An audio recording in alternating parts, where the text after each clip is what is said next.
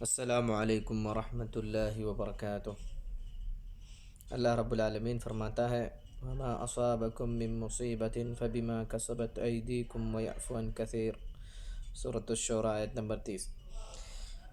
اس آیت کریمہ میں اللہ رب العالمین فرماتے ہیں کہ جو کچھ تمہیں پہنچتا ہے وہ تمہاری کرتوتوں کی وجہ سے ہی ہے، یعنی جو کچھ مصیبتیں ہمیں لاحق ہوتی ہیں، جو کچھ مصائب ہم پر نازل ہوتے ہیں، وہ ہماری بدعمالیوں کا نتیجہ،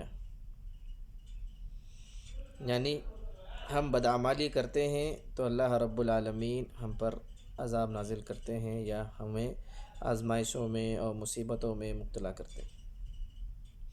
حالیہ طور سے ہم دیکھ رہے ہیں کہ کرناٹکا ہائی کورٹ کا فیصلہ آیا ہوا ہے کہ حجاب بین ہے، تو ہمیں یہاں سوچنا چاہیے کہ ہمیں کن چیزوں پر عمل کرنا ہے کہ ہم اپنا مقام خود بنا سکیں۔ جیسے کہ میں کچھ نکات ذکر کرنا چاہتا ہوں۔ پہلا یہ کہ ہمیں اپنے ووٹنگ پاور کا صحیح استعمال کرنا چاہیے۔ دوسرا یہ کہ ہمیں ایسے لوگوں کو لے کر آنا چاہیے جو کہ تعلیمی لحاظ سے تعلیمی میدان میں ہماری مدد کریں، اور اسی طرح جو جنریشن آ رہی ہے ان کو اچھی تعلیم دی جائے۔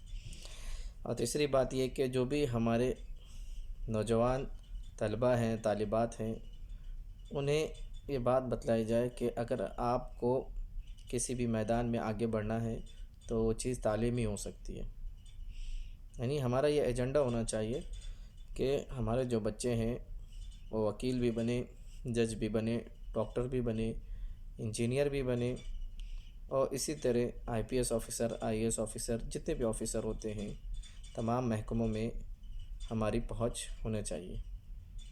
یعنی جب تمام کے تمام لوگ، یعنی اکثریت ہم میں سے وہاں پہنچ جائے گی تو ہم کچھ کر سکتے ہیں۔ آج ہم دیکھ رہے ہیں اغیار نے کیا کیا، دوسروں نے کیا کیا، انہوں نے یہی ایجنڈا بنایا ہے کہ تعلیم کے اوپر محنت کی ہے اور نفرت پھیلانے کے اوپر بھی محنت کی ہے۔ تو ہمیں چاہیے کہ تعلیم کے اوپر محنت کریں، اور انشاءاللہ جب ہم محنت کریں گے اور ہمارا ایک ایجنڈا ہونا چاہیے، اور اگر ہم نے تعلیم پر صحیح طور سے محنت کی تو انشاءاللہ کل جو آئے گا وہ ہمارا ہوگا۔